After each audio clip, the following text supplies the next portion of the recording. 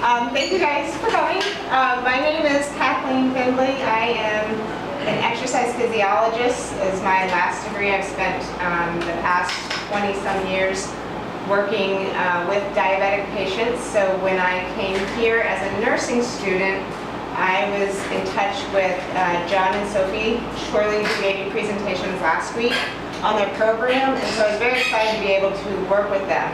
I have worked with them with patients with diabetes from a lifestyle change perspective with the nutrition and exercise piece. So this is really kind of cool to be able to be in the clinic and see what is done before I would have seen them and what I can do now and in the future as a nurse. So in talking with John and Sophie and Dr. Susanna, we are looking to expand the program a little bit with some research. So I'm with the University of Virginia. So we're going to be expanding the program, and there's some things that we're just changing but bringing back to the triage piece. So we are looking to get height, and this is my Spanish for altura, yeah, and waist circumference and circumferencia de la cintura, yeah. So we're looking at both of these pieces. Sophie and John had spoken with one of their friends back at the University of Virginia who has been doing some research on diabetes and other chronic diseases and early childhood illness that stems from malnutrition or chronic diarrhea before the age of 2.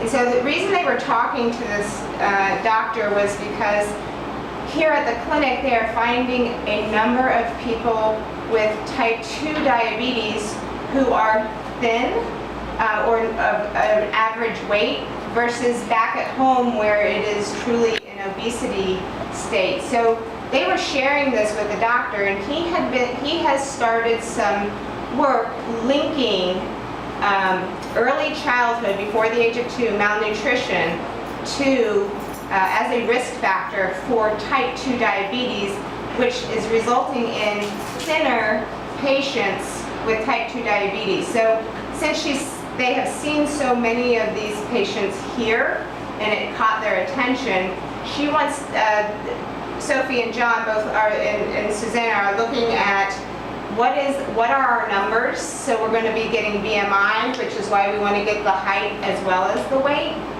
That can help us see what the average height is and see if our diabetic patients are falling below the average, to see if there is some correlation. And I've heard rumor Dr. Stacy has done a great job with going out into the community and does work with the children and taking height. And so personally I see someday linking these two things together to be able to trace some things. So this is a project that I'm really excited about and really bummed that I'm only here for 2 more weeks.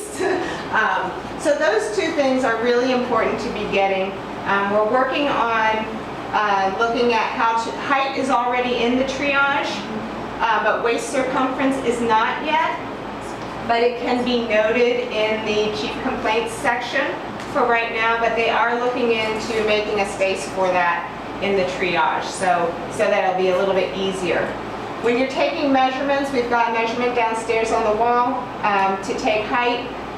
The waist circumference we are doing at the belly button, just so that because there are so many people in and out of the clinic helping to be consistent, so we are doing that.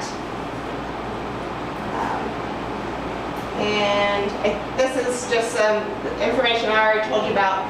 Just so for your information, waist circumference greater than 35 in women is a risk factor for type 2 diabetes as well as hypertension and many other chronic diseases, and 40 inches in men. Okay? So that's really what we're going to be looking at. Over this next 2 weeks, we're keeping detailed records so we can bring them back to John and Sophie immediately, so that by the time they come back, they have something in their hands of some kind of idea. But it is something that we want to be continuing long term, so that'll become a part of what we do in triage. So, any questions?